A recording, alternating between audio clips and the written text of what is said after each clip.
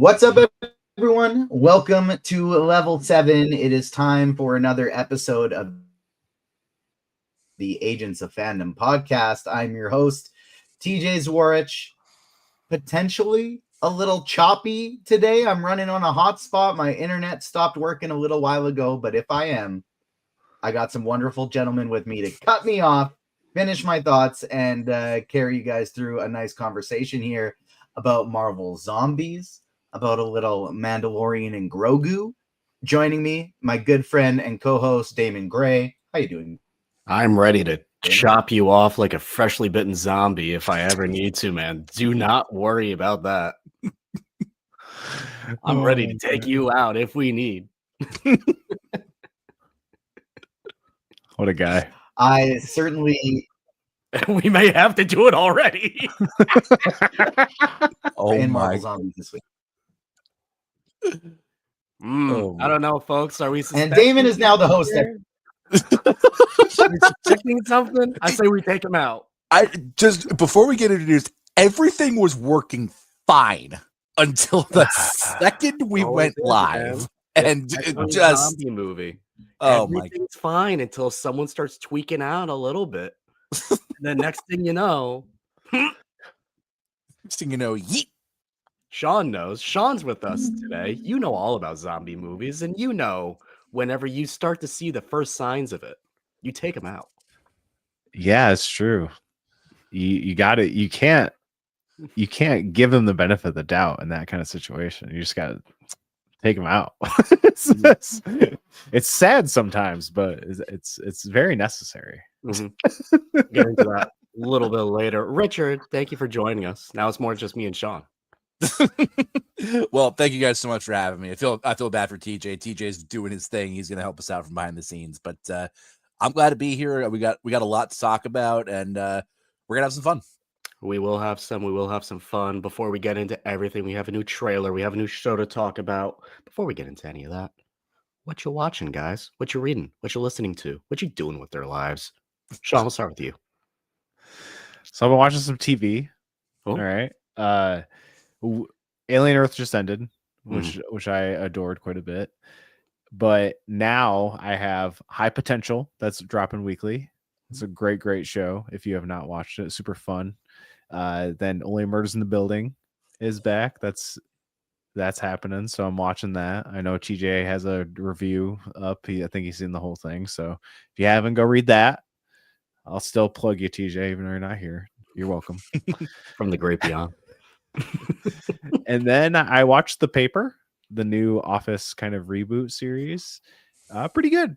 Okay. Not bad. It was a nice, fun little watch. They dropped it all at once, which I was like, "Ugh, that doesn't seem well." But they renewed it before it even aired, so plus, I guess. But it was just fun. It's obviously the same format as The Office. It's like the same crew documenting this new paper company, which they run a paper. That's why it's called The Paper. And it's just really fun. And it's not trying too hard to be The Office, even though it has the same basic premise. And I think that's what makes it like a fun, satisfying watch. So if you're a fan of The Office or not a fan of The Office and just want a fun, easy watch, go watch The Paper. And then I've been catching up on Twisted Metal season 2. In full transparency, I do not have Peacock, but a good friend of mine was like, "Here's my Peacock credentials." And I've been taking advantage of that. I don't think Peacock has password sharing because I think they need as many people watching their stuff as they need. No offense, Peacock. But I mean, come on. Let's be real here. Yeah, I'm trying to let's be honest. So I'm trying to catch up on some Peacock stuff I haven't watched because I didn't have it. Now I do have it. I totally pay for it. Mm-hmm. Very legal. Everything we do is always legal. Richard, what you been doing? What you watching? What you listening to? What you doing with life? Just a lot of the stuff that we have to keep up with. Season 2 of Peacemaker, Marvel Zombies, obviously. I, of course, late to the game. I finally got on the K-pop Demon Hunters train. Probably watched it about 10 times or so in the last month. It's just so damn fun. I love that movie. I love the music from it. I mean, you know, I'm a music guy, so that I've had those songs stuck in my head for like 2 weeks straight. And then other than that, got some NBA 2K26 that just came out a couple weeks ago, so I've been kind of going crazy on that, doing my player and my team and stuff. Yeah, other than that, just, you know, our normal stuff that we watch all the time, trying to always we got so much to keep up with. I mean, like you said, Sean, I mean, being Peacock has, even though Peacock has less than like a lot of the other places, there's still a lot of stuff on there. Like I go there for my psych rewatches. And I gotta check out High Potential too, because the star of Psych, James Roday Rodriguez, has directed, I think, episodes of High Potential. And I've heard very good things about it. So that's one of the ones I want to get into. And I still have to catch up. I love Only Murders in the Building. I still have to catch up on season 4. So I got to get to that. And then I'm looking forward to getting to the new season. Peacock, home of stuff and things and movies and shows, but mostly stuff. Streamers, home of stuff you like to watch. Oh, man. I have not been watching a whole lot. I'll be honest. I'm falling behind on a lot of things. I do have a huge bunch of compendiums of Nightwing all the way back from pre-Rebirth, pre-New 52. It's 2 compendiums worth. So I've been going through that as a true fan should. So I've been going through that. We did just have in the city, I was not able to attend, the now, I would say, famous Foo Fighter show that they just had like as a pop-up. Which was crazy, I don't want to talk about that. insane. I do know people who did go. I had a great time. And it looked like a lot of fun. And, you know, I love the fact that they had it at a place called Toe's Place, which is a fairly famous bar that famously has had huge bands just have pop-up shows there. So it's really cool that happened with them, and they're kind of like bringing a little bit of that back. And one of the reasons I wasn't able to attend was because the day that the tickets went on sale and were announced like an hour and a half before they went on sale, I was in New York to see Sleep Token, which was a lot of fun. It was fun. My friend just saw Sleep Token yesterday. In Worcester. I did not. So You did not. Good show. It's a good show. They put on a great performance. If you like their stuff, then you'll like the show. Hey, having lived in Boston for 6 years, they get some good shows up in the Northeast, and it's a good good place for music. You know, I'm not gonna plug myself at all, the music grad here from Berklee College of Music in Boston, but no, it's a great music scene up there. Worcester specifically, it's such a hotbed for some heavier things, and whether you're like at the Palladium or the bigger arena up there, it's a hotbed, and it's a great spot to be when you can either go to one of 3 places here in Connecticut. So there's my plug for Connecticut, everyone. It's not that terrible here. Also, shout out Thornhill that opened the Sleep Token tour. Yes, they were on Thornhill my were podcast fantastic. a few months ago. Thornhill were fantastic. They were great. So love that band. There you go. There's some heavy music plugs for the people who probably don't care about it, but we're going to tell you about it anyway. Things that people do care about, seemingly. Star Wars just released a brand new trailer for a little thing called The Mandalorian _ and Grogu. New movie coming out. Big movie. And it's a teaser trailer. Shows you some things. Shows you some stuff. Not a lot of plot. But that's kind of the point of a teaser trailer. Sean, I saw you post that maybe you were a little underwhelmed by this. Explain yourself. How dare you have an opinion? Dude, I thought I posted a very neutral, positive leaning stance on this trailer, and people still came after me. Being Well, like, you have to, what do you want? want? Sean, what you have to remember, it's the internet. Dude, it's crazy. I post something overly positive on Michelle. I post something slightly critical, and You can't win too much. You cannot win ever. I accepted that a long time ago. It's so absurd. Anyway, I am a big The Mandalorian fan. I even like season 3. Judge me all you want. Okay. I enjoyed it. I also like I also like the Clone Wars and Rebels. So seeing that kind of Mandalore subplot kind of get wrapped up was cool for me. Okay, I like that. Anyway, I know the dynamic of Mando and Grogu. I've been in love with it for years at this point. I don't need more of that. You don't need to sell me on that. So this trailer, while I am still excited for this movie because I am a massive Star Wars fan and a massive Mando and Baby Yoda fan, this trailer did nothing to further that excitement because it showed me the things I already knew I liked. It did not, and to me, what a trailer should do is further that excitement or get you excited, period. For some people, which I've seen, it did that for him, and I am so happy for you. But again, I was already looking forward to this. This did nothing because I don't know what this movie's about. Is it because I know it was supposed to be season 4? They turned season 4 into a movie. Is it just going to feel like a chopped up season that's condensed into 2 hours, 2.5 hours, or however long it is? Or does this have an actual like big purpose and what they're trying to tell with this Mandoverse? Because I'm guessing it's going to be this movie, Ahsoka season 2, Dave Filoni's movie, Mandoverse over. That's my guess. Because what else are you going to do? Because it's in that time period between the original trilogy and the sequel trilogy. Eventually, it leads to the sequel trilogy. So, what more are they going to do? I think it's really smart what they're doing with Starfighter, putting it in a brand new time period that there's nothing that they need to go off of. Sure, they can bring some people back because I'm sure they're still alive, but they don't need to placate to anything in between stuff, which is nice. It's nice to have kind of a fresh starting point to go off of that. But I mean, I'm still excited for this movie. I just want to know who's the villain other than the arising First Order. Like, what are we doing here? What's going on? Cool. And AT fell over, and that was cool to watch. But like, I've seen all this stuff in The Mandalorian. That's all. I just wanted I wanted more, I guess. I don't know. Maybe that's selfish of me. I think that's all fair. I want to get back to a point that you said right after this, because Richard, I'm just going to ask for your general thoughts. Did this get you more excited? Are you looking forward to it? Are you like, or are you like, yeah, or maybe you're less excited? I don't know. Hotter takes. I'm kind of along the same lines as Sean. I mean, I liked the trailer. It was all right. I think what I was thinking about, like hearing through Sean's thoughts, and they're not wrong.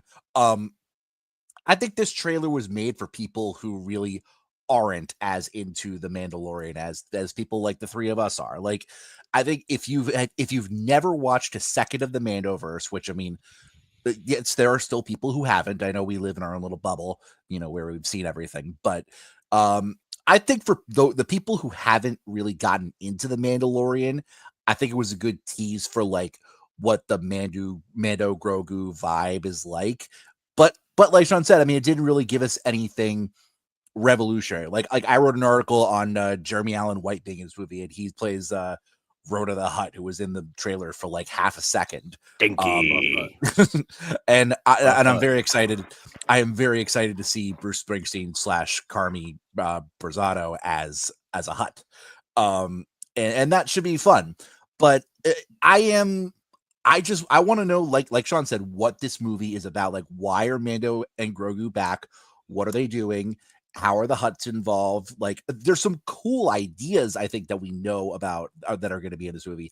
I'm just looking forward to getting an idea of how it all ties together, kind of getting a general sense of the plot and where we're going from here. Like you guys have said, I'm excited. I'm looking forward to it. I'm going to be there, but just can't wait to find out more. He's been blipped. He's been. We lost CJ. He's gone forever.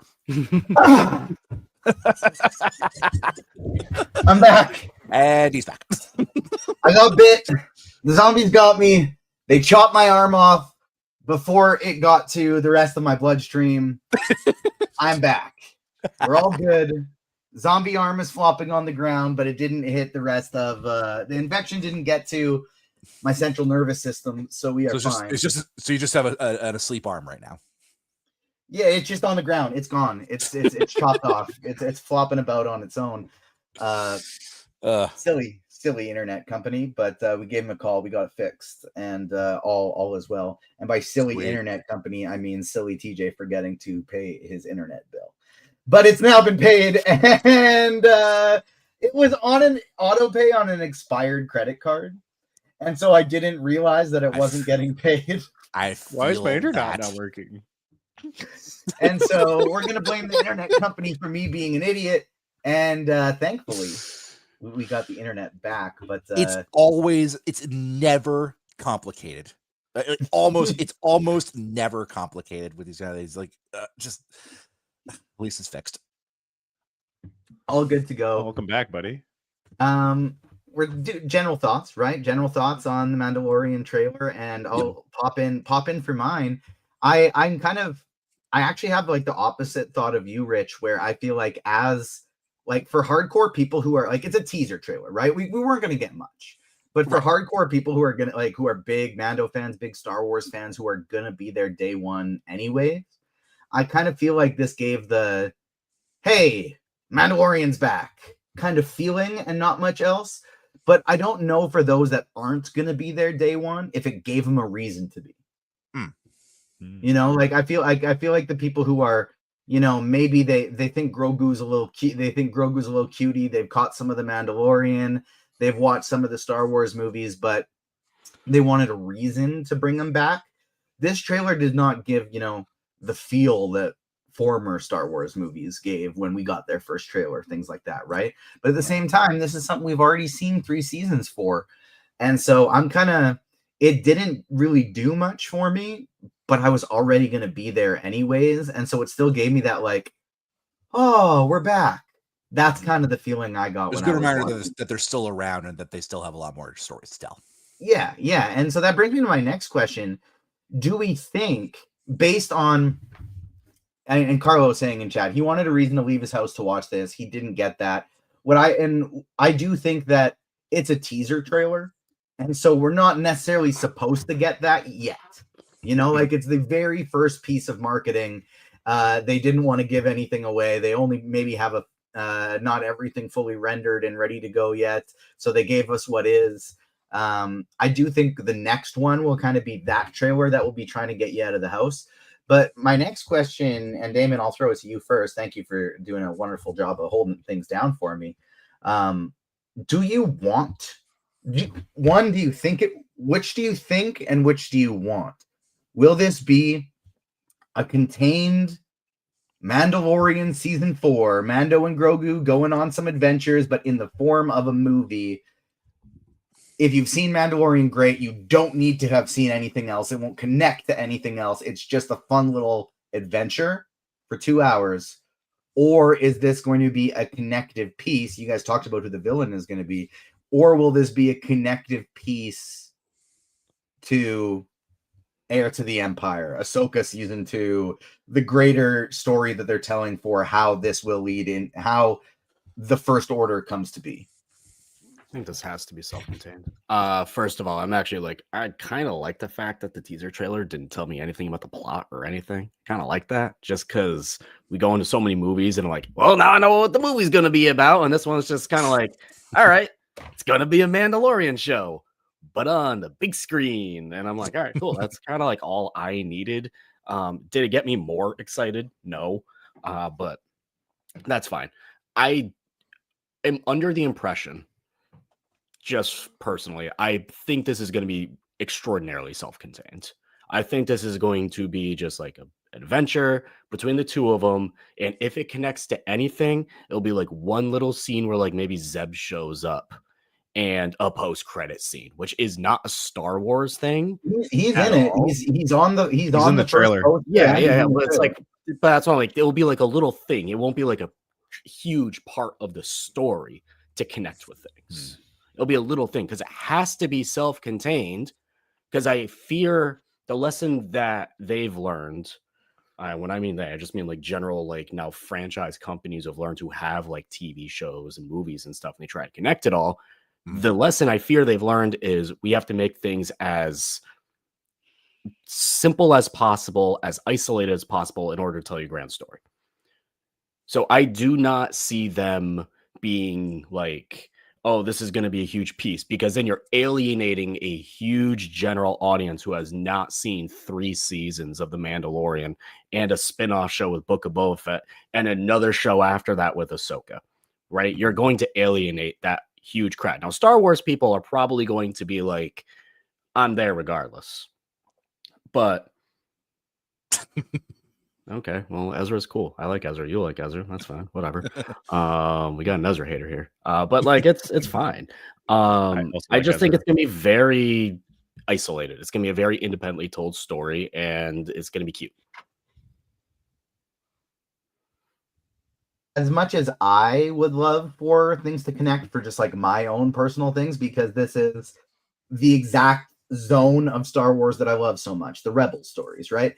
But it's like you said, I don't think if they do include all that, people like Carlos in chat who haven't felt that connected to all of that, haven't seen all of that, will feel a little bit isolated. And so for me, I would love for it to be. I don't think it should be from a business standpoint, though. I don't think that would be the way to have this movie make the most money, connect with the most people. I do think we could potentially see, like, I think Zeb will be a big part of this movie. I think he'll be part of the crew that is rolling around with Mando and Din. But I think even if it's Zeb or, more Rebels characters, if Ahsoka comes back, whatever it is, I think that it'll be introducing them from the perspective of Din and Grogu, right? Din doesn't know, they don't know Zeb yet. And so even if the audience doesn't know Zeb, that's okay, because we will be seeing it from his perspective, and it'll be introduced, and like the character will be reintroduced because he has to get reintroduced to Din Djarin, that kind of thing. And so I think if we do see these characters, they'll be completely reintroduced, and it won't have to be a you needed to have seen this kind of thing. I also think, and I don't know if the two of you agree with me on this, I think the first 20 minutes of this movie are going to be a huge catching people up, because they're going to try to make this for everyone, which they should, but it's going to be like a big, hey, I'm the Mandalorian. Here's a little thing about Mandalorian culture that's going to whiplash people who've never seen it before. And here's a little magic baby.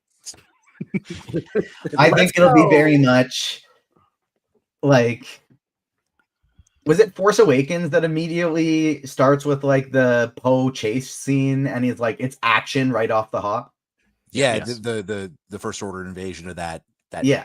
town. Yeah, I think we very much get this movie opening to action, and we'll get a I can bring you in warm, or I can bring you in cold. If that line doesn't make it in the movie, I'll be shocked. And we'll just get like a, this is what the Mandalorian is kind of thing. And I think it'll be what you said, Damon, in the form of an action sequence. Sean, what do you think? Will this connect to the greater Star Wars universe, future movies, or will it be a self-contained Mando season 4 adventure in the form of a movie? I think it'll be a little bit of both. Let me kind of explain. I do think, like exactly what Damon said, the first like opening scene, there'll be some massive exposition dump in some way to kind of catch people up who haven't been there, so it's not confusing. But thankfully, it's pretty easy to catch you up. This guy's a bounty hunter. He wears a helmet. He doesn't take off the helmet. He has this magic baby. Blah, blah, blah, blah. Season 3 ends with him meeting Zeb. He already met Zeb. I'm sure he will re-meet Zeb in this movie and be like, yes, I am going to help you take on these remnants of the Empire that are forming the First Order, and we're going to fight the good fight. And that's what this movie's actually going to be about, probably, because that's exactly what season 3 set it up. And it's pretty easy to kind of just move into a new narrative like a movie in that. So that's a plus, because it's not really a lot to catch people up. They don't even need to talk about Mandalore, because I don't think Bo-Katan's going to be in this. They don't need to talk about the Darksaber. They don't even need to get in any of that. They don't even need to get into Moff Gideon. They can just Or say, Boba Fett. yeah, I've been fighting the Empire. Yeah, or Boba Fett. Boba Fett's off doing his own thing on Tatooine that no one cares about. So you don't even need to bring that up. There's a lot of stuff that's pointless that you don't need to bring up for the casual fans or even the diehard fans. You can just ignore it and move on, and it's fine. I think the big connection as to what Ahsoka season 2 / the Filoni movie is going to be is Thrawn. I think Thrawn will be in this movie in some way, shape, or form. I hope they do a far better job than Ahsoka season 2 of showing what kind of massive threat he is, which is kind of a bummer, because they set him up in Ahsoka season 2, or brought him back into Star Wars in Ahsoka season 2, and he might be in this movie, might be in Ahsoka the next season of Ahsoka, and then we'll be in this movie, and then we'll likely get defeated, which is a bummer, because he's sans Darth Vader is the best villain in Star Wars. So that'll be a bummer to see him come back and then immediately probably get vanquished or die or whatever. We'll see how it goes, but I think that will be the connection. Will be Thrawn, and that's probably it. Ahsoka and Sabine are stuck in that other reality, which I'm sure will get figured out in the second season of Ahsoka. And Sabine and Ezra are running around somewhere. Maybe they pop up, but I feel like that's asking. It was already asking too much in Ahsoka season 1 for casual Star Wars fans to be like, yeah, here's all these new characters. They totally have been here this whole time. People are like, what are you talking about? So I don't think they'll be in this movie. Again, Zeb's easy. He's a Ranger of the New Republic. That's all you got to say. You don't have to bring in this baggage of Rebels, even though I love Rebels and think it's one of the best Star Wars things ever made. I'm sure TJ also agrees with me. But I just don't think they need to get into that. I think it'll make things way too complicated and messy and homeworky. So I think it'll be a combination of both, but mostly contained, but it will be connected. I think we can pretty much guarantee no Sabine or Ahsoka because they will be in another universe. But yeah, Sabine based the one that, on, right. But like anybody who's there, like a Hera, I think is possible. But Zeb, obviously the main one, and I could see Thrawn being sort of like an overarching string pulling figure in this one, an overarching threat. But what I do think the main story will be is we saw season 3 end where Zeb's there and he goes to Carson Teva and he says, I need a job. You got anything for me? You got any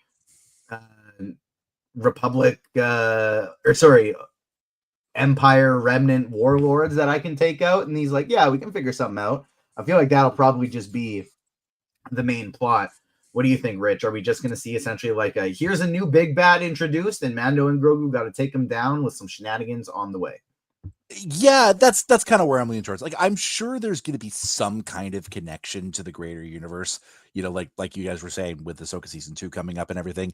I could almost see Thrawn being like kind of similar to how Snoke was in episode 7, kind of along those lines of the overarching villain thing. Hopefully they do him better than they did with Snoke, but that's a whole other story for another day. But yeah, I think I just hope Thrawn sticks around for a while because he is obviously one of Star Wars' best villains. And then for the story, I do kind of feel like it's gonna be mostly like a self-contained kind of thing, except for like some nods to the other parts of the universe, like the Ahsoka side of things, and maybe a little bit of tease for Rebel stuff. But I think too the biggest thing is like this is Star Wars' first movie on the big screen since episode 9. They're really going to want to make sure that this lands with people because the last, even though episodes 8 and 9 made money, there were problems with them there, and they really didn't do much to keep Star Wars fans interested or get new fans. So this is going to be the first big movie in 7 years, and especially with Starfighter coming out, which I'm actually really excited for. I think that one's going to be a lot of fun. I think Mando and Grogu's got a chance to bring a lot of people back into this franchise if they do it right. And I think keeping it mostly self-contained, I think is the right way to go. I'm just curious to see what the ratio of it is. Is it 70-30, 80-20? We'll see, but it should be fun finding out. It definitely feels like one that they need to, like you said, Rich, land with as many people as possible. Just have it nothing wrong with a safe, sure thing, kind of sell your Grogu merch, make sure everybody has a good time. When episode 9 pretty universally not well received. Episode 8 polarized, right? Not very negative. I see which side you're on, Rich, but no, I said mixed. Oh, okay. Arguably for some the top Star Wars movie ever made, top 3, and for others one of the worst. And so I think they need one that isn't going to divide and is just going to go, hey, this was a whole lot of fun. Rich, we'll go in reverse order here. Favorite moment from the trailer? Favorite moment? Actually, funny enough, I got 2. Either Sigourney Weaver showing up, because I love Sigourney Weaver, and I'm really excited that she's going to be in Star Wars, or the little Road to the Hutt moment, because I'm really excited to see more of the Hutts after what we got from them in Clone Wars and Rebels.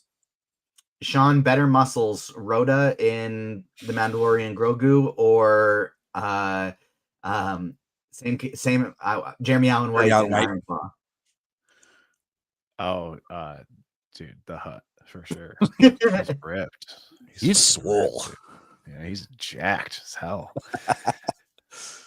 Favorite moment from the trailer, Sean? I guess the AT-AT. I don't like. I left so under. I'm sorry.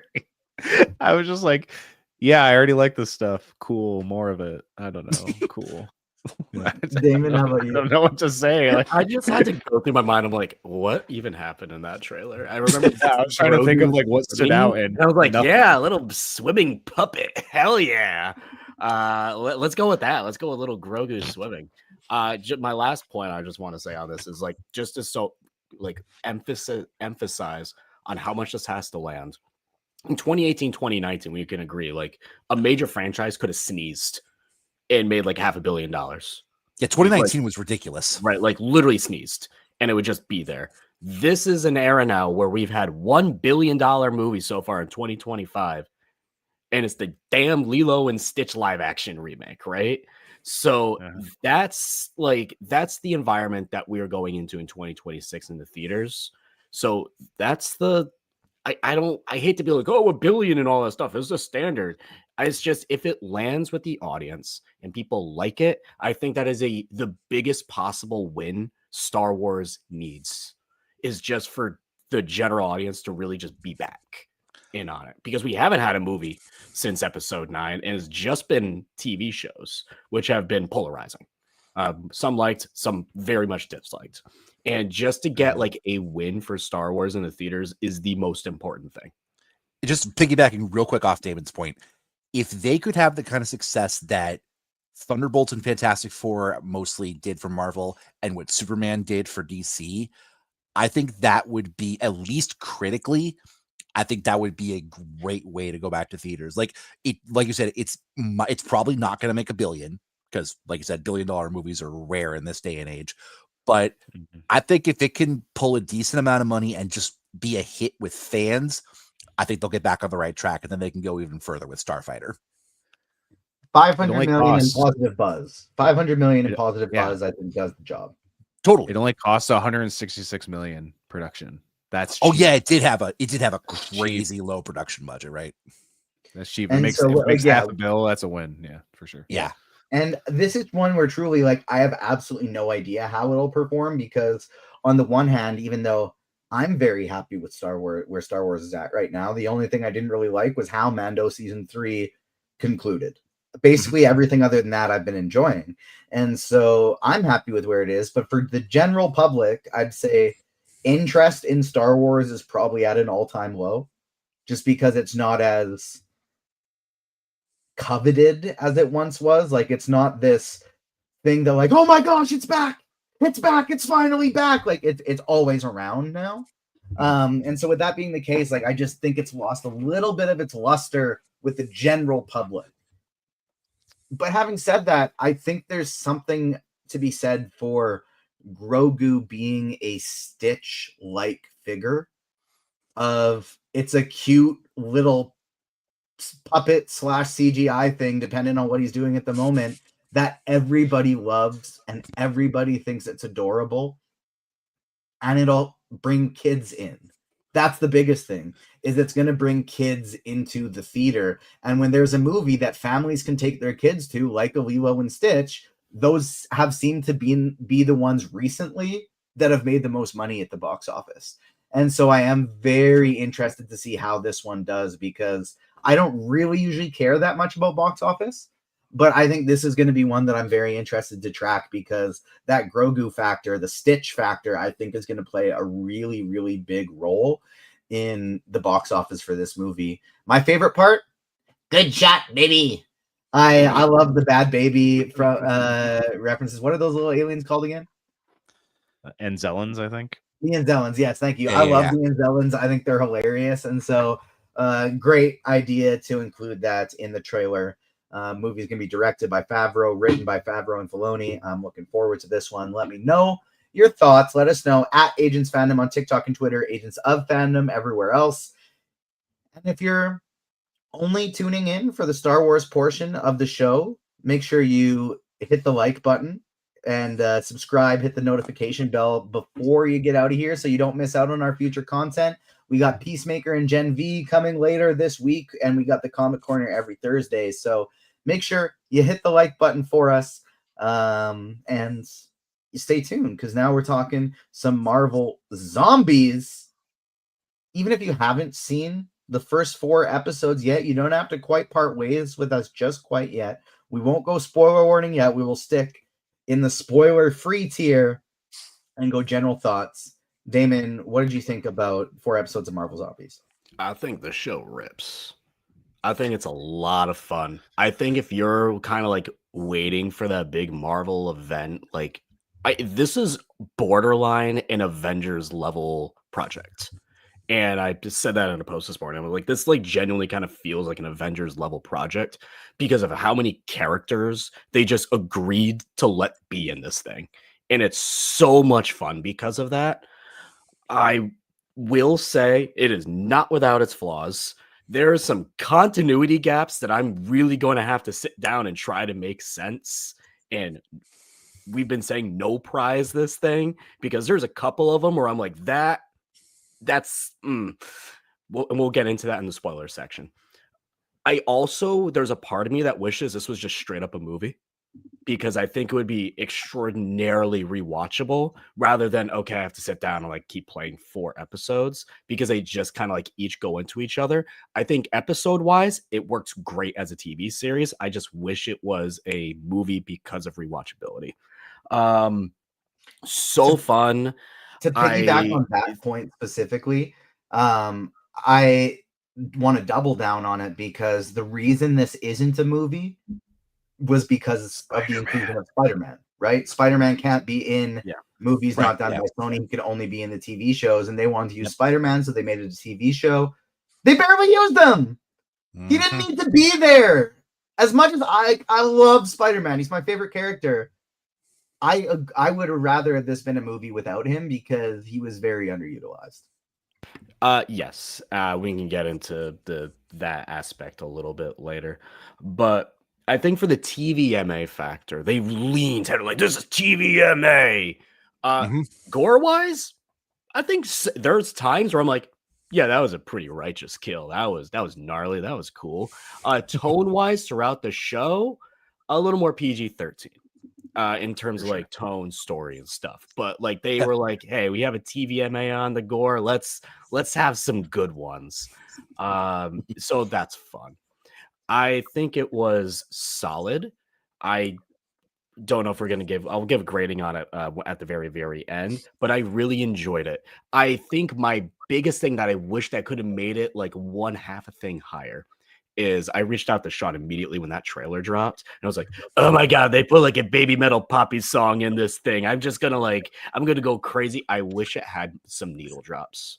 Some needle drops on the action sequence would have like elevated it to that next level. And I was really hoping for that, and we only got 1 needle drop, and it was one I would never have like expected in a million years for this project. Yeah. So that's one of my only things from a non continuity issue that I would snatch against it. Sean, general thoughts? Carlos mentioned it's flipping weird that this is our introduction to Mahershala Blade. Well, that's a mouthful. Wow. Mahershala Blade. TJ had a great interview that, they seemed very bummed. They very much thought that Blade would be out before this, which would have probably made this more impactful. But it was cool to see some Blade action in the MCU, and it made me personally very excited to what they can pull off in a live action R-rated Blade movie. If we get an animation that's TVMA, I have no qualms. Obviously, I would want the tone to be much different, because, like, I agree with Damon, the tone is very much like typical MCU. And I think I wrote a review for Agents Fandom. You can check it out right now. And that was the one thing I think I appreciated about this, is that this isn't the first TVMA R-rated thing we've seen in the MCU, but it's the first one that didn't have something that it kind of continued. Like obviously Daredevil is a continuation of the Netflix stuff. Deadpool and Wolverine is a continuation of the Deadpool movies. They already had a tone that they just carried over to the MCU. So this is really an Echo, same thing. It's kind of a sideways offshoot of the Daredevil universe. So this was the first taste of like, oh, this is what a TVMA MCU thing could really feel like. And I think like I liked the blend of it, and very much, Damon. That's exactly what I thought when I was watching this. I was like, at first when you started, I'm like, oh, this is a test for the Young Avengers, and the more it goes in, you're like, this is a test for Avengers Doomsday. This is with Kamala Khan at the lead, like a big inclusion of Yelena Belova. You're like, okay, this is, and Red Guardian. You're like, all right, this is definitely, and Thor. You're like, this is a test of what Avengers Doomsday is going to be. And if this is a test for that, like, sign me up. Like I am, it was so refreshing to see a big world ending team up thing in the MCU. You know, it's been since that Endgame. You know, there's been some big stakes per se, but not, it's the level where all these random characters need to team up and fight a bigger threat. So that was really cool. And it did feel like a little bit of course correcting for some things. I feel like the antagonist of this was done way better than a certain sequel movie that had multiverse in the title. Don't you dare talk trash to my baby movie. Hey, I think that movie's fun, but I think they did Wanda dirty. Hey, I like it better than most, but I kind of agree. I don't dislike the movie. I dislike that part of the movie in certain aspects, but it's super fun. I love, like, you talked about some of the kills. You're like, whoa, the Namor kill. I was like, spoiler free, bro. He's a zombie in it. You might see that in the trailer. I don't know. Sorry. I know a zombie Namor, dies a zombie Namor dies in one of the trailer. trailers, but yeah. Whatever. Sorry. Sorry. I want to bounce off of the one thing Sean said too, just because it reminds me, like, this show reminded me why the Marvel projects work so well when you just like have all your toys in the sandbox, and it gives me hope for Doomsday. That's like one of the weirdest things I could say about this project, is that this gave me hope for Doomsday because of just how much stupid fun it is when you do have all your toys in the sandbox, and it's just like, yeah, who's available? Everyone? Hell yeah. And you go crazy with it. Who's available? Yes. Yeah, it was great to see everyone come together. And even with just like how we are in the MCU now, most of the main Avengers are gone, you know? And that's not a spoiler. We see zombie Captain America in the What If episode. Okay, deal with it. Spoilers, John. That's not a spoiler. We already knew it. So it was just a lot of fun to see everyone team up, like to see Shang-Chi again, and it feel like, I mean, the What If episode of Shang-Chi and Kate Bishop was fun, and you know, it was fun, but to see kind of like pretty close to the Shang-Chi that we saw in his movie, to see him team up with all these random people was awesome and super fun. And exactly what Damon said. Like, I did not think I would get that vibe out of it, to be like, I'm really looking forward to Avengers Doomsday. Because again, there's no real setup for this other than the What If Zombies episode, which you don't even need to watch this at all. Obviously, you literally only need to watch it to figure out why Ant-Man's head is in a jar. Yeah, which who cares? That's the only reason. Which is a zombie apocalypse going on, whatever. Yeah. that's just normal stuff. It's fine. Deal with it. But you call it a zombie apocalypse. I call it Tuesday. Yeah, exactly.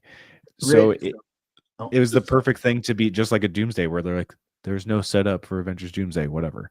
Go argue with the wall. This showed you don't need setup at all. It's fine. You just go into it, and which I'm sure like a ton of people have been checked out of the MCU general audience wise since Avengers Endgame. And I think if they go into Doomsday, it'll be fine. It'll be a bunch of characters they don't really know, but they'll figure it out and it'll be fine. Whatever. Rich, general spoiler free thoughts on Marvel Zombies. Yeah, I'm mostly in line with you guys. I really enjoyed it. Not without its issues, a couple things here and there.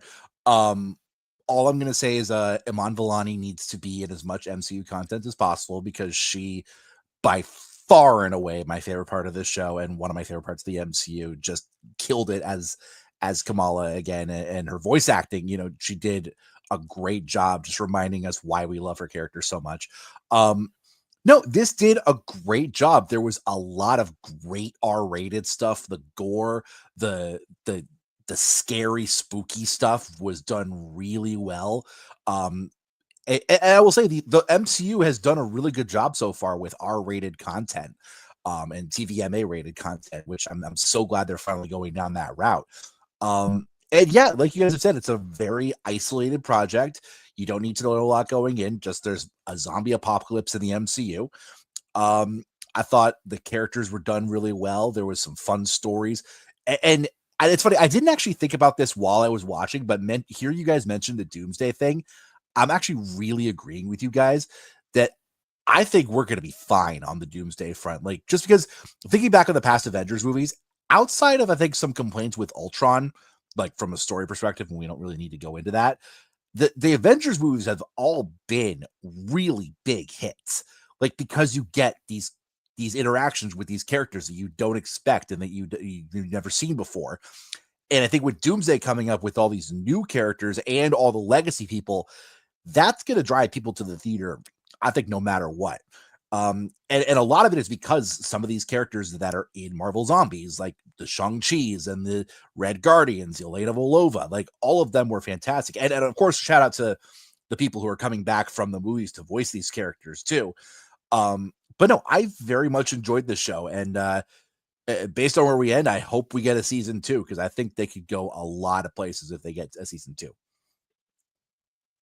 Let's pivot right into something you mentioned, Rich, and that is spoiler warning now in effect. But I want to talk about Kamala Khan as the lead in this show, because I've been, not from a impact on the MCU standpoint. Obviously, nothing will ever compare to Robert Downey Jr. being cast as Tony Stark and Iron Man.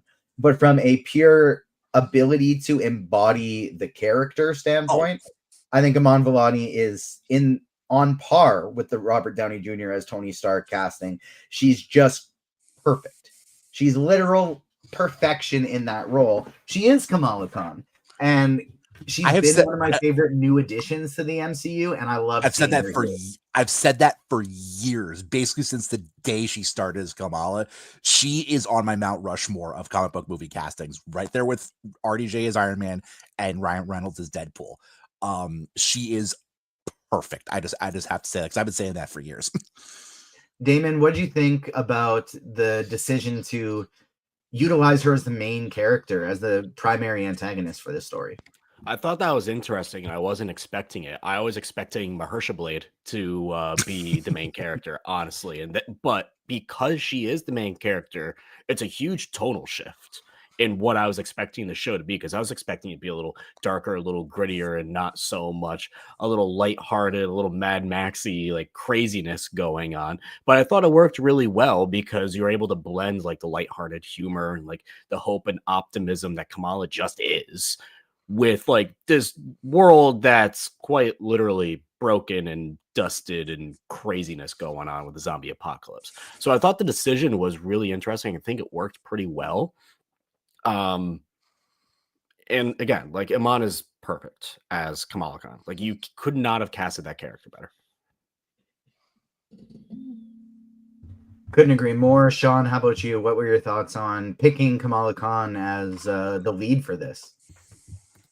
I just feel like she's the perfect POV to give to the audience, because I think there's, even though they don't lean into it super much in this, if you know the character all or watch the series, you know she's like the biggest fangirl of these heroes ever, kind of just like us. So it's like you feel like you have that like direct eye line into the world. And they don't really lean into that, but like I got that from it. And I know like nobody played this game, but there's the Avengers game that came out a few years ago, and she is also the lead character in that. I tried it. The story was great. The online feature was horrific, but the original story was great. Yeah. The story is awesome. Like honestly, the gameplay just gets really repetitive and just like so boring. It's just like the same mission over and over and over, but the story is awesome. Go watch the cutscenes on YouTube, because I'm sure someone made that, because it is a really cool story. It's an awesome story. So and she becomes the main character of kind of like rebuilding the Avengers. That's kind of rebuilding the Avengers that are there and scattered, which is a much different story, but it's same premise, you know. There's like a certain line that happens later in the show, and I was like, oh, that was so great. It was a nice little payoff. That line, I just wish we saw that in live action first. That's the only thing. When I heard that line, is like, damn, that's a great line, and I love this. I wish that was a live action line first. What if they just do it in Doomsday too? Because then it will feel like, oh, I've seen. That's the problem. Like I feel like we will see it like either Doomsday or Secret Wars, and I'm like, I've already seen it. Yeah. That's fair. But she was a great pick to be the main character and like the heart of this series. And if it continues, obviously that will continue. I definitely would like more exploration of why she was such the key to Wanda and like the ending of it. But I think that's the point of the very cliffhanger ending.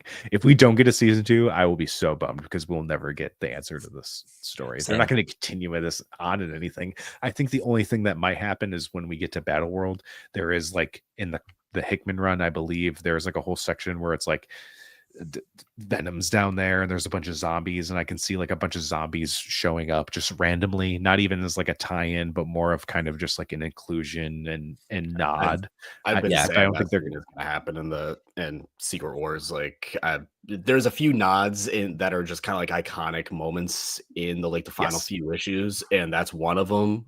The other one is Doom ripping out like the skull and spine of Thanos. I assume we'll probably see like a version of that. But the zombies moment, I've been saying, like, I guarantee you I've been saying that for years at this point, that scene was probably going to happen. Yeah. They did the Thanos ripping Thanos's, or the Doom ripping Thanos's spine out thing in a light show.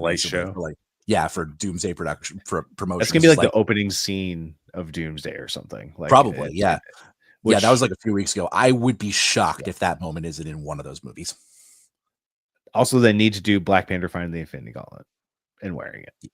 Yeah, that's my 2 cents. It's all. Sean, what if I told you that you will not have to wait for season 2 to find out the connection between Kamala Khan and the Scarlet Witch, and you could just wait until a little later on in this podcast, where I asked Brad Winterbrom and Bryan Andrews that exact question, which we will be revealing here later on the podcast. So stay tuned for that one.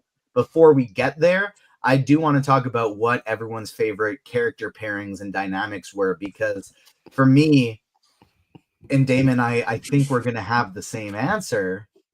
It's this Young Avengers tease we get at the beginning, because man, did that make me want a Young Avengers movie even more than we already got. I'm going to go on a little rant, because to me, the 2 movies that it is the biggest failure from Marvel Studios standpoint that we have not gotten yet are a Shang-Chi sequel and a Young Avengers movie.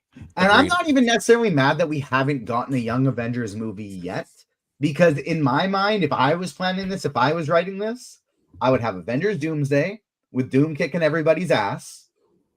I would have a Young Avengers movie between Doomsday and Secret Wars. And in this Young Avengers movie, it is Kamala and Kate and Wiccan, the whole crew, going to find and revive Wanda Maximoff on a little children's crusade because they need someone all powerful and reality altering to be able to beat this Doctor Doom. Then I would have Secret Wars. For the Shang-Chi sequel, this is the kind of like little rant I wanted to go on because I actually thought of this idea this morning. And that's Shang-Chi. Obviously, we had rumors that there was going to be a Kang-related sequel. Kang the Conqueror-related sequel is going to be kind of a Tournament of Champions fight tournament sequel. They had to pivot as soon as they went away from Kang the Conqueror.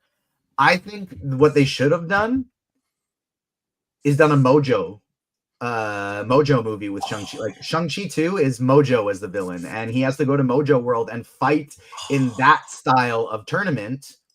And then you have the movie ending with an incursion. Mojo's universe gets blown up because you just described Carlos and I's idea, but for Deadpool. Oh, I don't even remember that. But I think that'd be perfect for Shang-Chi because you get the fight tournament. You bring people out of these different universes to fight, and then you tie it into the multiverse with an incursion at the end. And Shang-Chi and Katie, whoever else is there, they get out just at the nick of time. And I think it could have been perfect. But Damon, obviously, Kate didn't last long, but that dynamic of the three of them together was chef's kiss. Shit. Vaporized. that was one of my favorite. I knew it. No, like, look, I said this to TJ weeks ago. I was just like, I am not expecting, never go into a zombie movie and get attached to anyone. Never go to a zombie project and get attached to anyone. Vampire too. Whenever you have like any slide, just don't get attached to people. Expect your favorites to die. I had a feeling she was going to go first after seeing the trailer and seeing she was in it for like 7 seconds. I was like, oh, she's an early one. And my only hope was that she'd go out in like a blaze of glory type of way. And she did. She went out in a blaze. Not so much a sacrificial blaze of glory, but it was a blaze. And it was glorious. Yeah, look, it was really cool. Like the dynamic between the three is great. It makes me wish that we got more of it, and we still may get more of it. I hate to say I'm impatient or I'm broken and beaten at this point, but I'm like, if we don't get it, I'm just kind of like, Whatever. Whatever.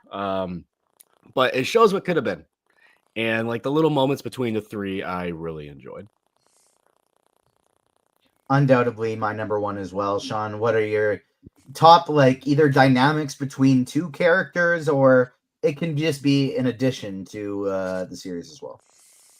Yeah, starting off with that dynamic was really cool, and again kind of proves how we could just dive into a Young Avengers thing and you don't need context or anything, because it's like you show up and you already can tell that they've been like working together for years at this point. That the rapport is there and the chemistry just works so well. So I really hope we get more of that. Whether it's these Avengers movies, which, you know, that concept art ends up being true, it seems like the Young Avengers might form in those movies, but I do hope they get their own proper thing post that. That would be really great. So we'll see how that pans out.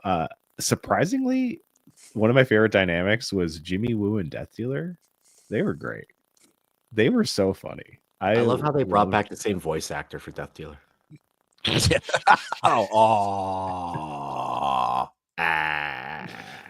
good. That was a good one. That's good. I was surprised to see like a large portion of, I believe it was the second episode, just kind of be like a zombie retelling of the movie we've already seen with Shang-Chi. Like, right? I was surprised with how Mixed much with they the leaned Ant-Man. into that origin.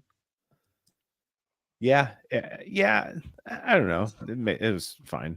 It was fun, you know, like and seeing how they tied in like the Ant-Man of it all, and like the giant zombies and stuff. I thought was pretty cool. But it was a fun way to bring Jimmy. It was like you needed a reason why this team was together, I guess, or formed together. I don't know. And seeing a weird Mad Max scene with a Skrull biker gang was so cool. Yes. Like I just kept watching and being like, if you're like a massive MCU nerd, this is like a playground for you, because there's so many little things that you're like, I can't believe they brought that back. That's crazy. Like it's just fun. That part was such a joy to see all like the weird little things kind of tying in together in this way that we never would have seen, whether if it wasn't for this series at all. But yeah, I it seems like we might get more of that dynamic, just minus Kate Bishop if they if they do end up continuing.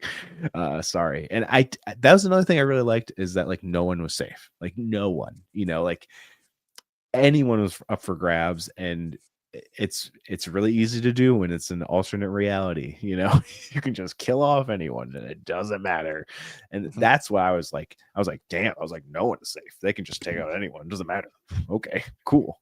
It gives it a much more exciting factor into watching it, especially like the Kate Bishop moment was so surprising. I was like, she's gone. Okay, wow. Okay, moving on. Like, kudos to them for having like the balls to be able to kill off whoever they want. It was cool. Whoever. One to go back to the playground thing. Like we even got like fucking Icarus was in this, right? For like a hot second, which I was like, oh, that's crazy. Eternals reference, yay! And also just kind of like they were able to be like, okay, and this is what like our insanely powerful, like our stupidly insanely powerful OP characters are doing. They're just fighting each other for the rest of time. That was Icarus fighting Captain Marvel. I totally missed that and forgot to check back in. I was trying to figure out if it was like Vision or who the hell that was, and I totally forgot about Icarus. Yep. And they even mentioned like that's an inorganic being tying into the whole eternal. That's what put the Vision thing in my head. But I just literally completely forgot about Eternals as I was watching that. Yeah. Rich, how about you? What were some of your favorite character dynamics within Marvel Zombies? Well, a couple quick mentions. I'll echo the Young Avengers thing. That has to be, made eventually. My wife has been bugging me for like 5 years that they're going to make a Young Avengers thing, and I keep telling her, yeah, I know, I want it to happen too. And then I love the Blade stuff. Obviously, a couple of really fun interactions I want to point out, both with Kamala and Spider-Man.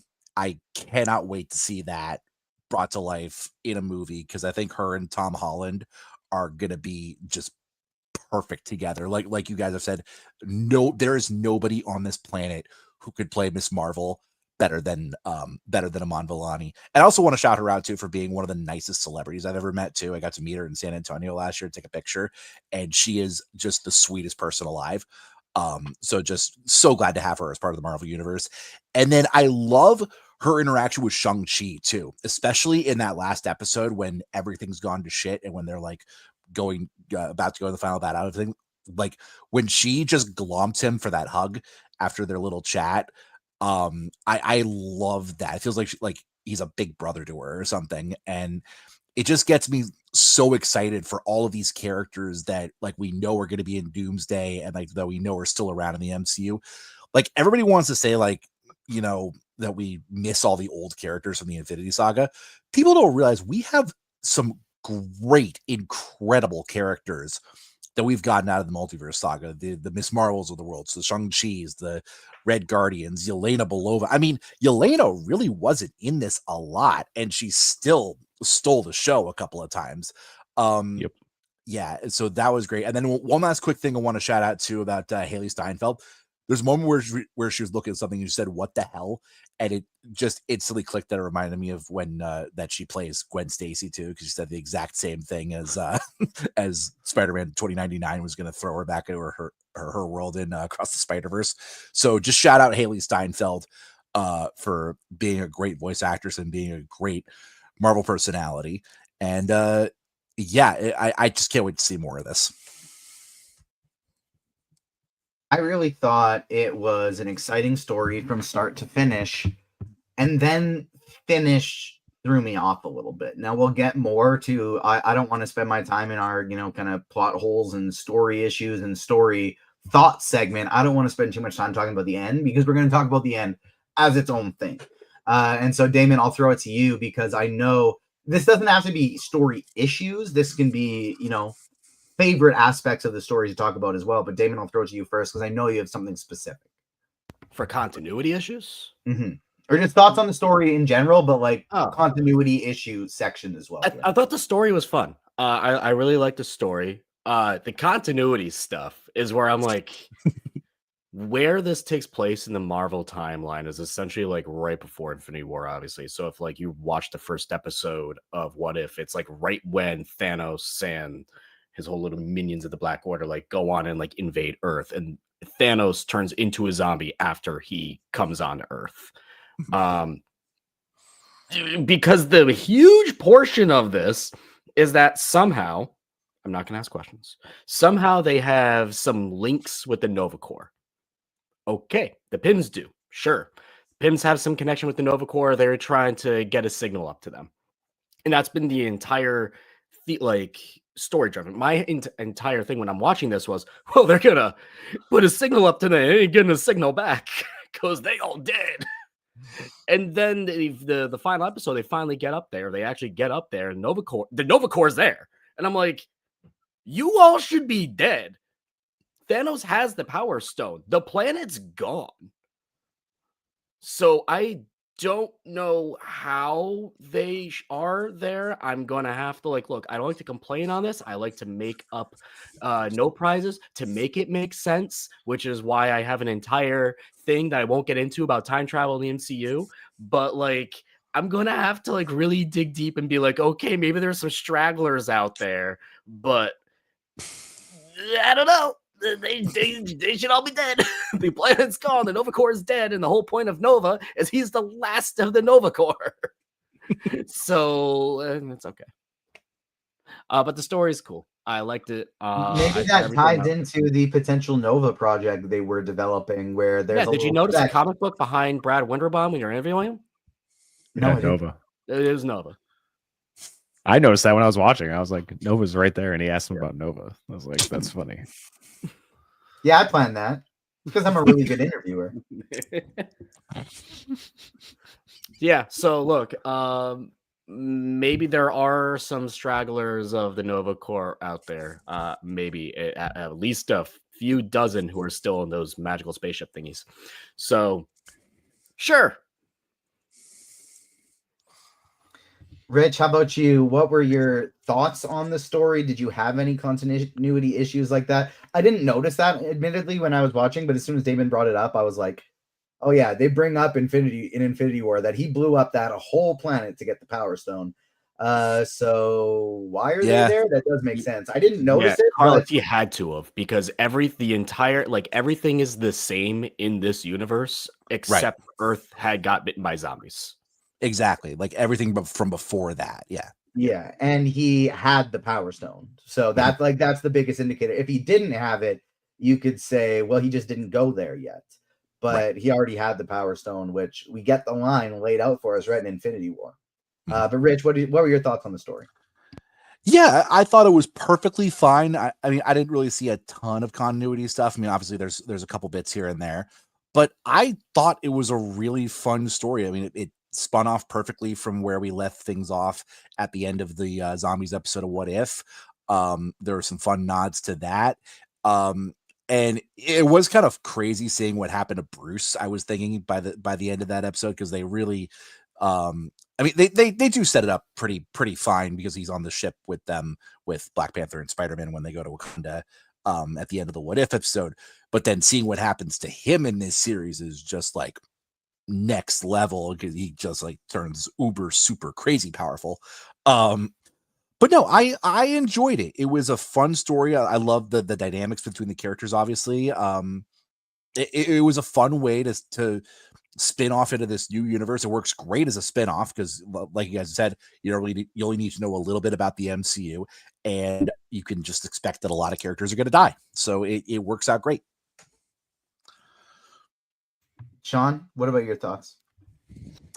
Yeah, I thought it was fun. I admittedly did not think about the Xandar thing either while watching. But I don't know, maybe in this universe, the Power Stone wasn't in Xandar. Right? Then where was I'm just saying, everything is supposed to be the same, but one twist. I don't know, man. I don't care. Yeah, it was super fun. I do really like the kind of beautiful send off of Black Panther in this episode. I thought that was super well done, and having the story be told from the perspective of Peter, and the way that all went out, I was like, that was pretty beautiful. That was a pretty touching moment. And also, shout out to the inclusion of Rintraw, which, if you guys don't know, it's the big green guy who is shown in like 2 seconds of Multiverse of Madness. They gave him his Rintraw gang rise up, dude. I was glad he got his moment to shine here. Sarah got more moment. Those two earned their Funko Pops in this show. Yes, Marvel they Zombies, did. yeah. After all of their stuff gets cut from Marvel, from Doctor Strange Multiverse of Madness, which I won't harp on too much because everybody who listens to this podcast knows I hate how much Marvel Studios has been cutting from these movies lately. Each movie, every single movie they have dropped in the last 2 to 3 years would have been even better with 15 to 20 more minutes of runtime. I have been saying the exact same thing. So we don't have to harp too much on that, but yeah, that shout out to Rintra and Sarah, who, despite getting almost totally cut out of Multiverse of Madness, get their time to shine. Oh yeah, good stuff. Yeah, I've been saying the exact same thing about the runtime after every single Marvel movie that's released outside of Guardians 3, and we know how Guardians 3 turned out because it's one of my 3 favorite MCU movies. Sean, we got a chance to discuss this show a little bit early because we both got screeners. You were writing, I was editing. And both of us, I think, were a little bit thrown off on our first watch here as to how abruptly the series ended. Now, I'm on the page where it's like, if they... I don't know what that buzzing sound is. It sounds like somebody's tooting into a microphone. We'll figure it out. Maybe it's me, but I'll figure it out when I'm done talking here. Whenever it's throwing me off, it sounds like a fart, and I keep forgetting what I was going to say. Sean, we were both thrown off a little bit by the ending, much like I am being thrown off by this fart noise in the audio. What were your thoughts? After taking some more time to kind of think about it, my thoughts are I don't like the idea of ending on a cliffhanger unless a season 2 is announced. If you don't know you're getting a season 2, wrap up your story. That's kind of how I feel. But at the same time, it's a zombie story. So is the zombies winning maybe not just wrapping it up? What were your thoughts on the end? Yeah, it does kind of harken back to a lot of horror movies where you think it's ending and then the you find out the villain's still out there, kind of thing, which is fun in its own way, but definitely, like you said too, it's hard because you want to know where it ends. Like, it definitely ends in a very much of a way where you're like, wait, but what happens after that? Like, you tell me what happens after that. You can't just leave me on that. So I agree. I very much would have liked to have a season 2 already announced, much like Friendly Neighborhood Spider-Man or X-Men 97. We were kind of already aware that they were going to continue before they even came out. So it would have been nice to know, because we were both talking about it. And we're like, oh, I thought this was just a limited series, one and done. That's it. And, it'll be a fun little thing, because it's like, if they do go in and make it, when's that going to come out? I know animation can take a long time. So and from your interview, it seems like it's not greenlit yet. It has to do well on Disney Plus for that to happen. So looking at it from a horror perspective, I'm like, oh, it's fun that it ends on a cliffhanger. But looking at it from an MCU perspective, I'm like, I want to know the end of the story. So it's tough. And I think that might add on to the MCU stuff, because there's so many things that'll probably just never get revisited ever again that we just need to kind of leave in the past. So maybe that adds to it too, where you're like, I really just want to know where this is going, who survived. Obviously, it seems like Riri Williams did survive, and whatever her antidote injection thing she did in that first episode obviously worked, and it seems like she survived. But like, who else survived? Did Spider-Man, did Shang-Chi, like who else? Oh yeah, that's a good point. Do gods have power over the zombie infection? The chicken, bringing up, shout out to the chicken, not a chicken, the chicken. The chicken. And says, I'm pretty sure Khonshu can just respawn Blade since he can revive people. It'd be interesting, like you said, Sean, to see how that is impacted by being a zombie, right? Like you can revive from the dead, but what about a zombie infection? I was gonna say Blade didn't turn the into a chicken. zombie. Blade got vaporized. Blade got vaporized, right? That's a good point. Right. But he might just Conscious probably needs a new avatar at this point. I do want to shout out Todd Williams because we have seen some MCU impressions from voice actors, just like either just give us a different voice or find somebody who can mimic it, because it's in between doesn't really work. Todd Williams nailed it. If I did not know that wasn't Mahershala Ali, I would, like, if I hadn't already seen the report, I would have 1000% thought that was him, because that was a like just 1-for-1 spot on impression. I thought that was really, really great. Rich, I don't remember where we were at, but because I got once again distracted by the fact that it was Sean's mic making the making the fart noises. But it did go away. What? I don't know what a purring cat, by the way. I like that a lot. Purring cat more than the fart. I don't know what that would have been. It disappeared. It was there right at the start, but it is gone now. Rich, what were your thoughts on the kind of abrupt cliffhanger ending? I am kind of with you guys. I do wish a season 2 was announced, because it feels like it sets up perfectly for a season 2. It's at least another follow-up effort. It kind of reminds me of like the end of how Agent Carter ended, like with Chad Michael Murray's character and Agent Thompson. You know, spoilers for Agent Carter if you haven't seen it, him getting shot. But yeah, I think if we knew a season 2 was coming, it would have felt better. It did feel like I don't think I was watching the runtime, but I had a feeling it was like close to the end of the episode when I was watching it on the screeners. It did feel like kind of an abrupt ending, but it is also kind of horror vibey. So I do kind of get where they were going with that, especially with like the Wanda jump scare at the end and like Riri being alive. It's a great way to set up, like, you know, plenty of questions about like what the hell is going to happen if this thing gets renewed for season 2. Yeah, so I'm still very interested, but yeah, it did feel a little bit abrupt. Damon, we didn't get a chance to talk about why, but you texted me this morning when you were watching the show. You liked how it ended. Break down your thoughts for me. I think it's because it's like the horror vibe of it all. We haven't had like that many Marvel horror projects. We've had like a handful if you include Doctor Strange: The Multiverse of Madness, and then if you also include Werewolf by Night, we really haven't had a whole lot. And that's kind of like it's kind of like a horror staple, is to be like, oh, you did it, you saved the world. Nope, you didn't. No, you didn't, right? It's that lingering question. So I actually like it for 2 reasons. One, the fact that we don't know there's a season 2 made that ending hit a little harder, right? Because if you didn't know if you knew beforehand, you'd expect a story beforehand to leave on a note for it to pick up. Now that you don't know that, because you just assume it's 4 episodes like we all did, you expected it to either, I think a lot of people expected to have a happy ending where all the zombies died, and yeah, you did it. And that's not really like a horror thing to do. Like, you kind of end on a question. You end on a moment where you're like, oh, did I make the right decision? Is this real life? You start to question reality of it all. And I thought that was really, really, really cool. So I liked it for that purpose, just because I thought it was like a very horror-y. And it was a little spot where I was like, oh, that was cool. That was different. And I wasn't expecting that. So I enjoyed it.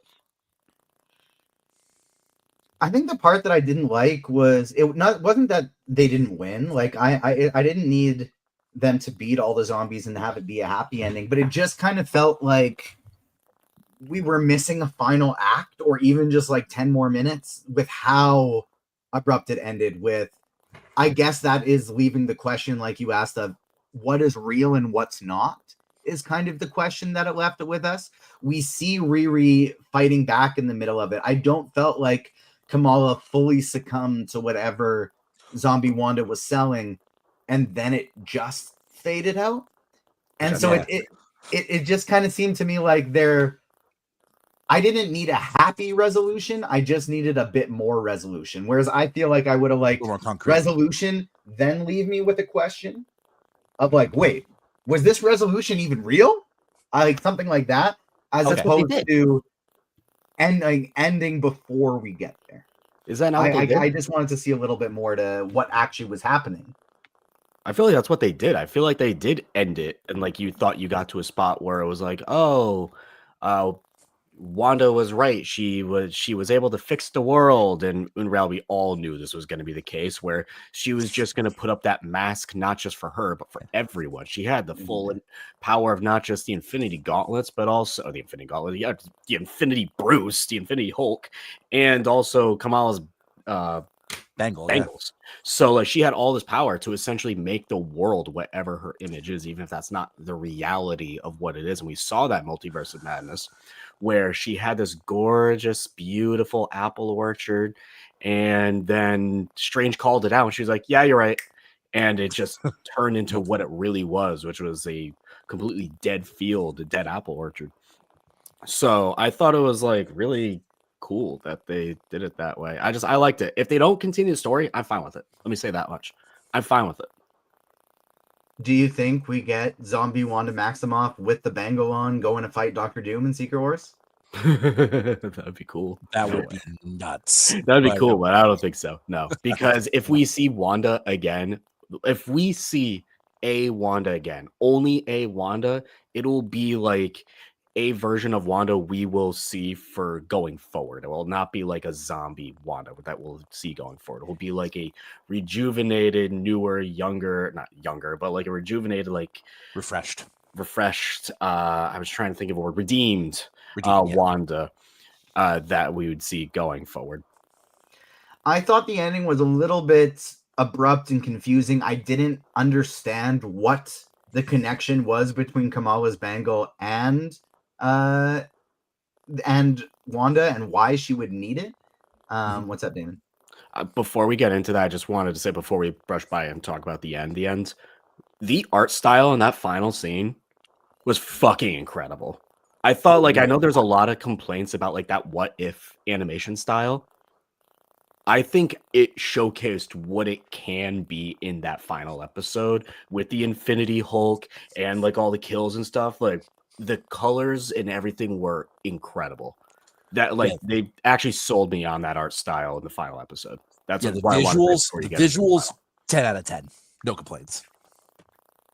The chicken in chat wants us to bring up how funny Captain America was. Just a lingering zombie that's always around. Why? Because he can do this all day. He is punching Red Guardian in the balls. He's getting thrown around. He's getting cut in half. It kind of seemed like they made Captain America their, what are all the craziest things we can do with a zombie? And I did really enjoy that aspect. Let us know your favorite parts. Let us know your least favorite parts. Let us know what you thought about the ending. We're kind of split on the show. Some of us thought it was too overly ambiguous. Some of us thought it was spot on for a horror show. I didn't really know what was going on. And so I thought, why don't we ask director and executive producer Bryan Andrews and head of Marvel Television streaming and animation, Brad Winderbaum. On that note, I do have a spoilery question. Bryan, I'll throw this one to you. When the final episodes ends fairly ambiguously with seemingly zombie Wanda coming away victorious, is there a plan to see like this universe and that specific character again? And what aspects of Kamala and her bangle were necessary for Wanda to realize her vision? Yes, we have all kinds of we figured out a bunch of stuff. So if we needed to hit the ground running tomorrow, we could. Like we kind of know some of the things that are happening, and there's a few other things that are still a little up in the air depending on which way we want to take it. But the stage is set. Like we're ready to go. I think super spoilery, like and nerd totally. One of the reasons why I always felt that you needed the bangle, it was the same way that like a certain prism or a certain piece of glass can like fine tune a laser and make it burn even more brightly, or harness its power in even a more unique way. That for Wanda, the bangle did that. So all that raw energy, even with Wanda's power, it needs all three to make it happen, and that's why the bangle was so important. It helped her channel and focus in a way to make it do what she needs to do. And it's just a question of like, how long could that possibly last? You know, is it infinite? Is it not? Who knows? These are questions that we already know some answers to. But we need another show to tell you the story. So both Brian Andrews and Brad Winterbaum clearly very much wanting this Marvel Zombies story to continue. And there you have it. It's essentially worked as something to focus that power. It reminded me a little bit of like even the dying star in Nidavellir that Thor is going to find, and when he's building Stormbreaker, he just needs something to channel all of that power together. And that's kind of what the bangle was for Wanda. I think you're muted, Damon. You're muted, Damon. That's what Odin describes what Mjolnir is for. Yes. Thor. It's Right. like he Conduit. It's the thing that helps him channel it, right? And Odin has said that. So that's kind of, it seems like what Wanda was using the bangle for. Now, for the bangle to be able to withstand infinity gauntlet level power, raw infinite power. That thing is crazy powerful, obviously. We know it's crazy powerful because it quite literally, spoilers for the Marvels who haven't seen it, opened a gap in reality. So those things are crazy powerful. Does Kamala have both of them on now? No, Yes. it looks like I she can't only remember had how that one. ended. Whereas In the Marvels, I think she had both. At In the the end of the Marvels, Marvel, yes. she yeah, has. and in in Marvel this- she's got both. Yeah. In this, she only had one. Right. Kamala's going to be probably playing a pretty big role in Avengers Doomsday. Fingers crossed. I like to I see. think I mean, we the went all the bangles way- and the rings. It made a MacGuffin. There's a lot of MacGuffins. We made a brand new one. We made a brand new reality MacGuffin, TJ. Because we did not have enough of them. Sean, I'll throw it to you. Any other final thoughts on Marvel Zombies or, the future of the Marvel Universe or otherwise before we get out of here? I was looking forward to this. When I first saw the What If episode, I was like, man, I would really like more of whatever this is, because this was awesome, and they gave us that, and I'm glad it finally happened. And I like how surprising it was of what it kind of teased for what the future could hold. Like, we all kind of got out of this like, oh yeah, this makes me a little bit more excited for Avengers Doomsday, even though it's not directly connected, but it's like kind of the test drive of what Avengers Doomsday can be, and that's really exciting. And it was cool to see a bunch of these newer characters get to share the screen with these other newer characters that haven't yet. It was just a really fun time, and I mean, obviously, if you're listening to this, you've probably already watched it, but I hope people really go out and watch it. I kind of wish it was released more in October. Hey, we're in fall. I guess it's fine, but this feels like a Halloween drop, man. I don't know, but still, it was a really fun time, and I do hope they get a season 2, because I just want more. Selfishly, want more. Like, I like the ending for what it is. It's just I'm not going to say no to more of this world, and seeing that they already have an idea, and which I guess if you have a cliffhanger ending like that, you probably have some idea anyway, even if you don't plan on continuing ever. I'm sure people always have that thought in the back of their mind, but yeah, I would love to see more, because it was a really fun time, and for something I was really looking forward to, it surprised me way more than I thought it would. Rich, how about you? Final thoughts? I very much hope this gets season 2. I thought Marvel did a great job with, another R-rated thing, especially in animation. I loved, everything they did with it. These characters are fantastic, especially the newer ones that we've gotten only since the Multiverse Saga. And we got some of the most powerful, crazy characters that we've ever seen in the Marvel Universe, between Hulk and Scarlet Witch, and even Miss Marvel to an extent. I cannot wait to see if we get a season 2. I really hope we do, and I'm looking forward to watching this one again sometime. Damon, final thoughts on Marvel Zombies? Thought it was a lot of fun. I thought the show ripped. My weird little continuity issues aside, but I really had a fun time with it, and I was looking forward to it after the trailer. And I think the trailer really showcased what the show was, which is you get some really gruesome kills. I'm trying to think of like my favorite, but like maybe Hank Pym or Wasp when they're like really tiny and Blade like really like sliced, and I was like, oh, that was a class one. So fun. I really, again, I enjoy the ending for what it is. I think it's very horror-esque. I completely agree with Sean. I wish this dropped in October time.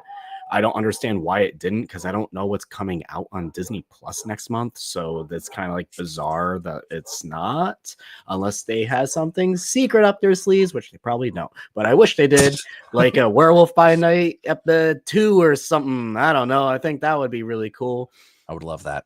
But I really enjoyed it. It somehow, in a way, made me more excited for Doomsday, which, again, I did not think that was possible from this, but just goes to show when you have all the tools and all the toys in the sandbox and you could just have fun, like that's kind of what these are about. And yeah, I get it. It's not like the cinema or whatever. It is a roller coaster at that point. It's like a theme park ride, but let me smile.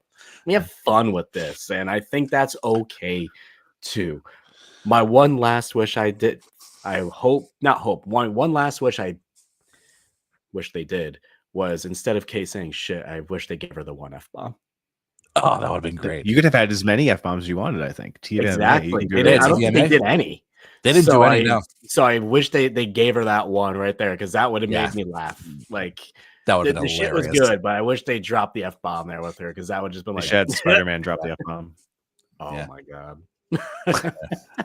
Yeah. And my last thing, I wish there was more of Heft in America, because he was great. Heft in America. We'll get half of Peggy Carter too. The half that the bottom. We'll get Strange Fantastic Four. Cutting their captain's rights in half. Oh god. In terms of what's coming to Disney Plus in October, it'll be in Hulu in the States, but internationally we got Chad Powers dropping next month. And then also Star Wars Visions Volume 3 is coming out in October 29th. Damon, what is coming up this week on the Comic Corner? This week on the Comic Corner, we have a little book out today that I'm going to be getting shortly after this. It's a little book called Ultimate Spider-Man. We'll be talking about tomorrow. We'll also be talking about Absolute Wonder Woman, which has been so cool. There's an appearance, TJ, of a DC favorite of yours in that book, and it makes total sense for what this Wonder Woman is, and I am very excited to read it. And more importantly, Zatanna? Maybe. Maybe. And then it's Jeff number 4, where Jeff goes into the Dino world as he's chasing an evil little shadow all around the Marvel globe and the Marvel universe, because comic books, and it's adorable and it's a lot of fun. And next, the issue after that, which I'm more excited for, is he gets it all fixed thanks to 2 magic users, including Scarlet Witch and Magic. That book was made for me. Damn. Sean, where can the people find you on socials? You can find me at Metalcore Nerds everywhere on socials, besides like Blue Sky, because who does people use that? I don't know. Who cares? But you can follow the podcasts. I have music guests on, and we dive into their love of pop culture.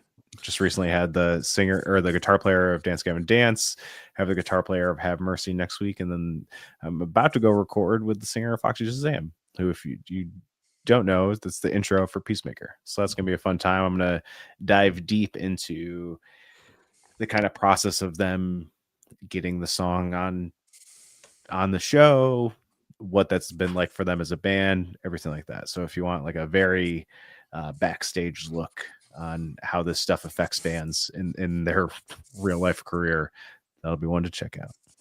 You want what song for what show? What? Oh yeah, that's how I would react if I were them. I'd be like, you want what for what? Right. Speaking of Peacemaker, we will be live on Friday talking about Peacemaker episode 6 of season 2. I'm so excited for this one. We got the first 5 episodes for screeners. I've been waiting for episode 6 for a while.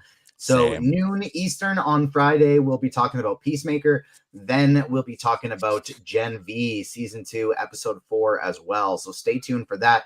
We got our Gen V and Peacemaker shows back to back. We got the Comic Corner on Thursday. Rich, where can the people find you on socials? You can just look for me at Richard Nebbins on all the socials. I'm usually fairly active. I'm going to try to be more active, but just keeping up with everything going on in the Marvel, Star Wars, DC universes, and everything in between. You can find me writing a lot at the Direct and hanging out with you guys here at Agents of Fandom. And should be a fun end of the year. Can't wait to see what else we get. I mean, obviously, I'm looking forward to Peacemaker at the end of that because I got the screeners too, and I've been waiting for weeks for the last 3 episodes. So I'm pumped for that. And yeah, looking forward to watching the Superman again and Fantastic Four again once they're both out on digital and in the streaming world. And it should be a fun end of the year. So looking forward to it. My hard copy is not the right word. What's a physical media copy of I don't know why I was thinking I couldn't think of the word physical media, but my Blu-ray of Superman just came in the mail this morning, and I also have to record a fantasy football podcast tonight called the Pick Six Podcast, and we end it with a movie review every week, and this week's movie review is Superman, so that should be fun. A lot of fun with my two worlds colliding a little bit. Damon, is there anything else I forgot that I got to touch on before we get out of here? Go check out your local comic shop, everyone, if you have one near you. Thank you so much for tuning in today, everyone. We will see you tomorrow for Comic Corner, Friday for Peacemaker and Gen V, and then again next week for some more content.